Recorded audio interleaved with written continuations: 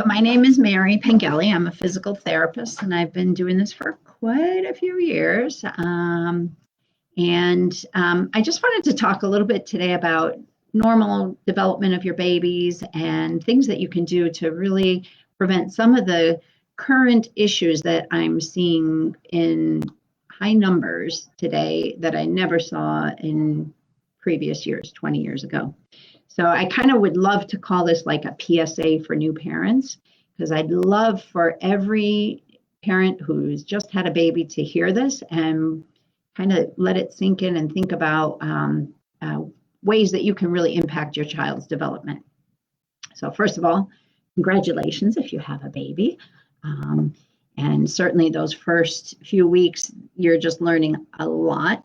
What I'd like to kind of impress on you is that right from the get-go, babies are learning also. So the minute they're present in this world, they're dealing with their bodies, with gravity, and how they're impacted by different sensory stimuli and all that good stuff. So about 25 years ago, the Pediatric Association in the US and in other countries started a program called Back to Sleep, and it's now evolved to Safe Sleep. And the reason they did this was to prevent the really tragic, unexpected death of babies while they're sleeping. So that's called sudden infant death syndrome.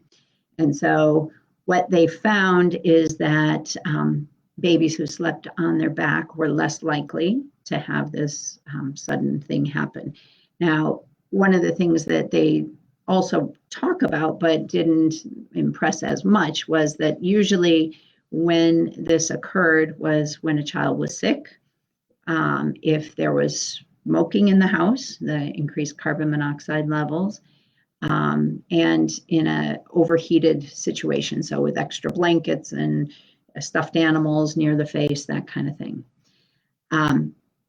But by putting babies to sleep on their back, we did reduce that sudden infant death syndrome. What we've also done, though, is kind of instilled, I don't want to call it a fear, but a concern for parents of new babies about putting their babies on their tummy. And so I'd like to tell you that every typically normal child born in this world can tolerate tummy time on day one.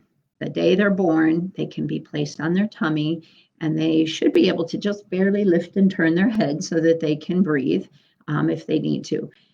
If the child has any kind of birth issues, anything that happened around the time of birth, it might not be there might be concerns for putting them on their tummy. But in general, all babies on day one can go on their tummy. So I would like to say, please start putting your baby on their tummy the minute you get home. And if you tie it into active time, time awake, time when you're changing diapers, after feeding, then you have regular routine opportunities for tummy time. So I'm going to talk a little bit about what tummy time is, but I'm also going to talk at this moment about what is the alternative to tummy time. That's always being on their back. And so babies who, we know when you're born, your baby's head is very soft, and that's so that the baby's head can shape and come through the birth canal. But you know that they have their soft spots, and that means that those bones can be shifted and changed. And so what we're seeing today is actually, of all babies under the age of 12 months in this year, 50% will have a medical diagnosis of flat head syndrome, which is plagiocephaly. It just really means that the head is flat in one spot. Someplace it can be in the back, it can be on the sides. And along with that comes a diagnosis of torticollis. So that's a very, very high number. And we are seeing a lot of babies in our clinics that have this diagnosis. And I want to just say that this is entirely preventable.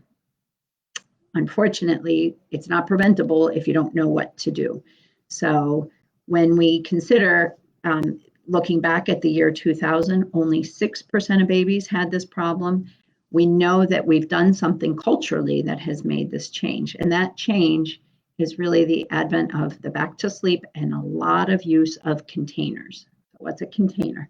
Car seat, a baby bouncer seat, swing, cradles, strollers, all the things that hold your baby for you instead of you holding your baby, that the baby's not able to move in or can't change position in.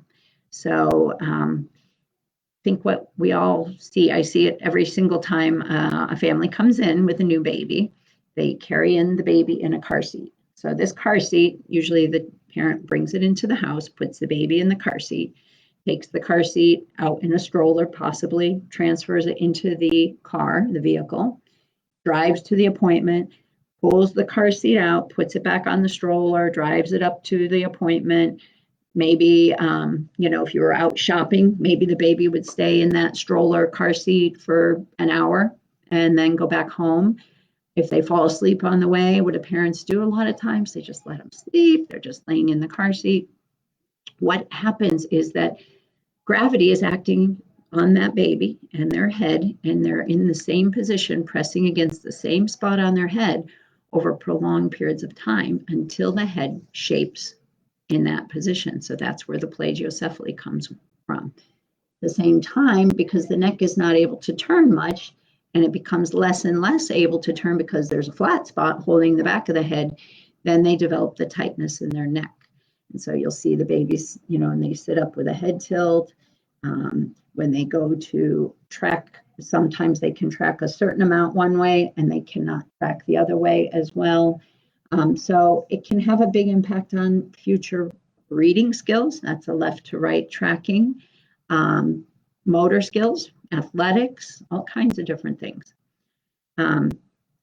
So really, this is an important thing to understand, and it's an important thing to start working with your babies right away on.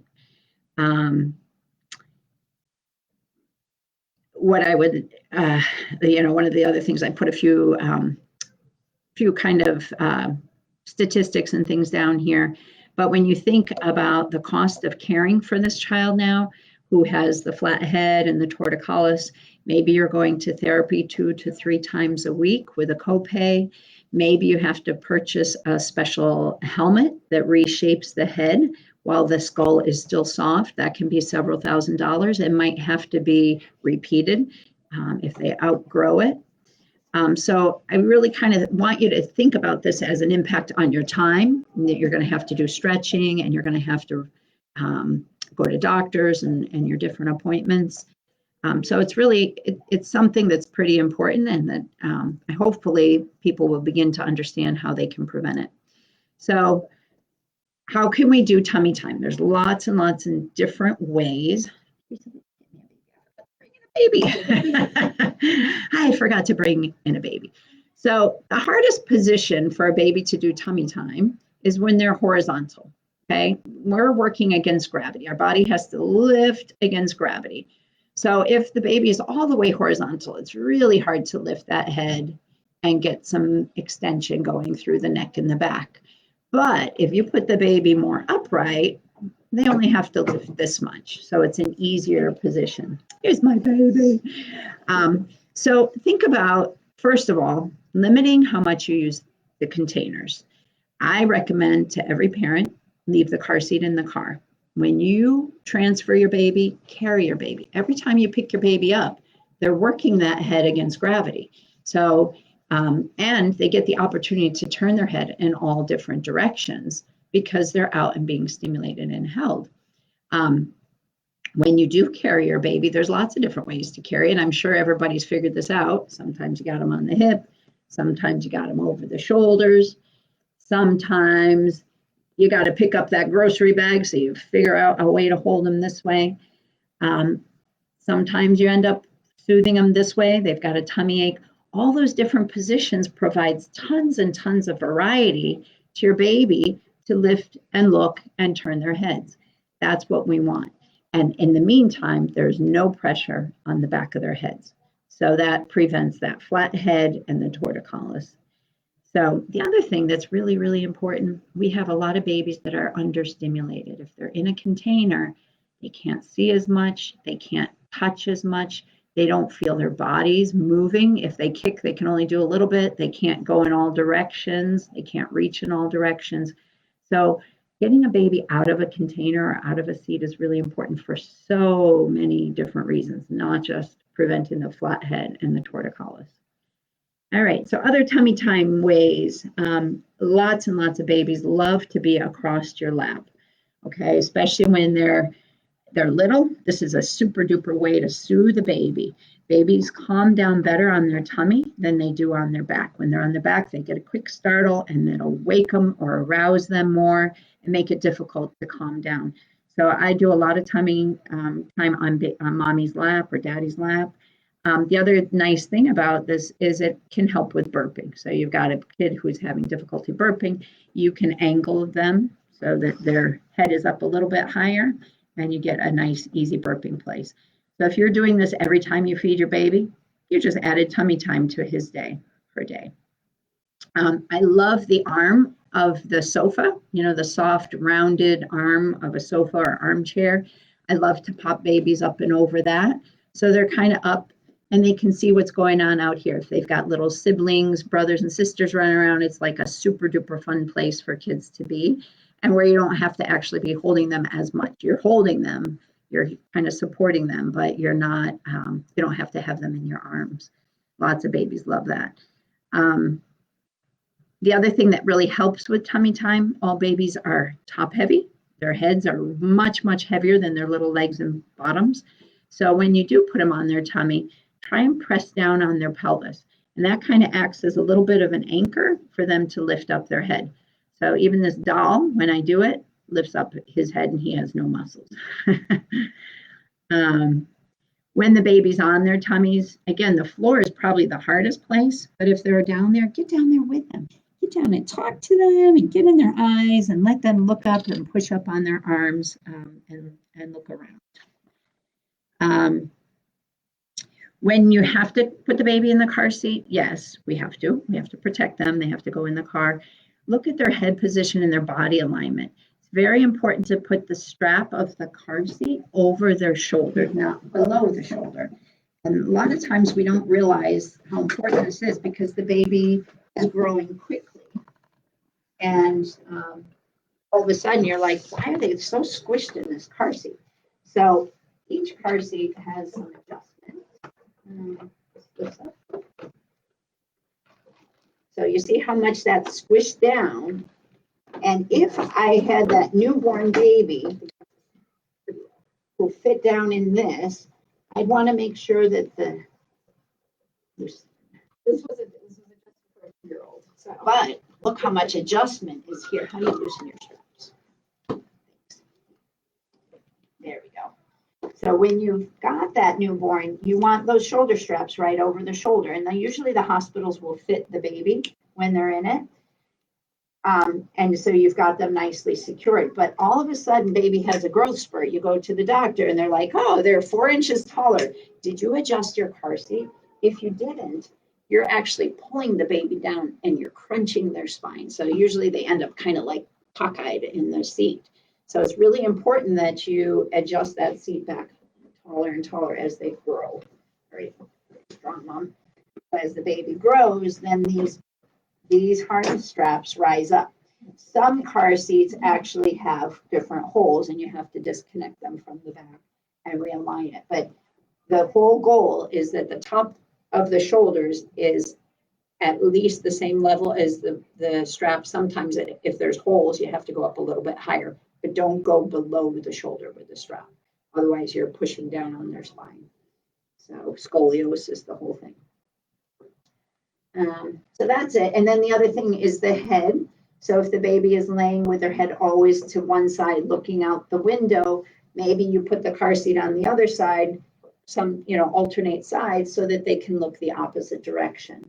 If they're kind of falling asleep in the seat and their head is always to one side, you can get different pads. What you want to do is find that middle position, and so the pads can sometimes come in closer depending on the manufacturer of the car seat. but you can add to that. You could put a little pool noodle or a rolled up towel if you needed to keep their head in the middle. So as long as they're not sitting on the same spot in a flattened position with the head turned. All right, Miss Teresa, what do you have? So Ms. Mary went over a good overview of different tummy time positions, and I was going to talk a little bit about different products that are on the market. I have a 2-year-old and a 4-year-old, so I'm very familiar with the recent products that are out there. And I remember when I was looking at stuff, even as a therapist, but not having a child before, it was a very overwhelming. Like, what do you really, really need?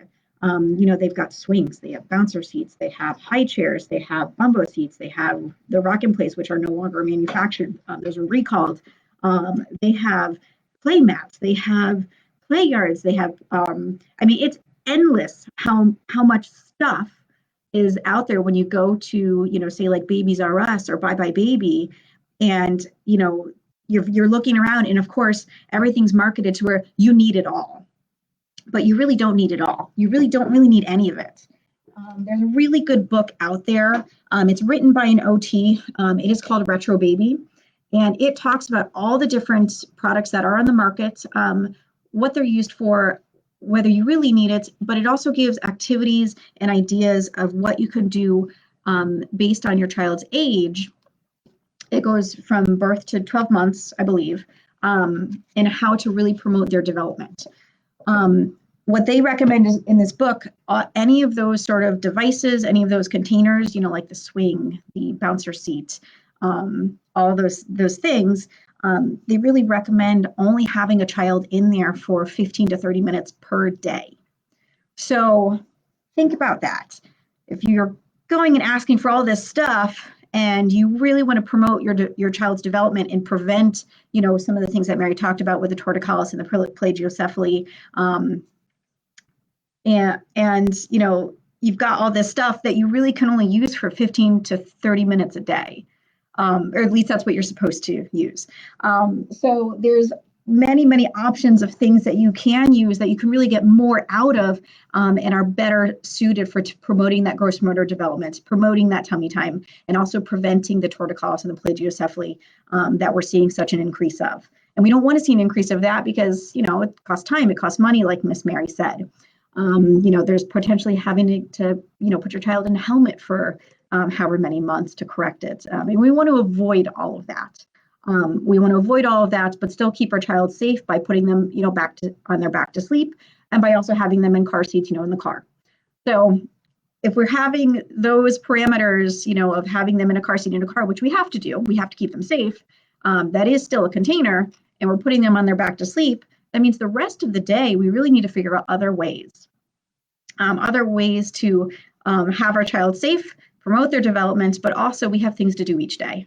I get it, 2 young kids, I still had to do things around the house. I still had to have dinner made. I still had to clean the house sometimes. I had to do laundry. So I had to figure out ways of what am I doing with my child, besides putting them in that swing or putting them in that bouncer seat or some other container to keep them safe. So there are some really cool things that are out there. I found one of the most helpful things is really just a play yard or a pack and play. That allows you, and there's tons of them on the market, all different price ranges, but that allows you that unrestricted movement, that allows you a safe space. And you can just put your baby down there with a couple toys, with a mirror on the side. And you can put them on their belly and they can look around, they can try to move around, they can play, but it's also keeping them contained relative to the rest of your house. And it's also keeping them safe from anything else in your house. I've got animals. So if I have to go make dinner when my kids were newborns, I had to put them somewhere where I know the dogs wouldn't step on them. Or get in their face. So a play yard or a pack and play are two great options as an alternative to the swing and the bouncer seat and things like that. There's also, there's really great play mats out there. Those baby gyms are fantastic because, again, it gives that unrestricted movement. and it doesn't keep them in, keep them in one space.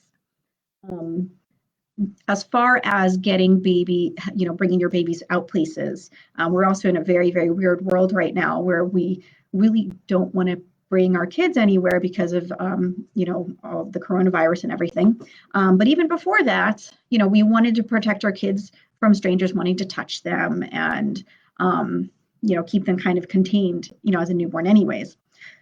So oftentimes, what you see and what I see is, like Miss Mary had mentioned, babies in an infant's car seat, it clicks into the stroller, it's covered, and then you're pushing it through the store, clicks back into the car, you go home, and then they're sleeping. She went through the whole thing.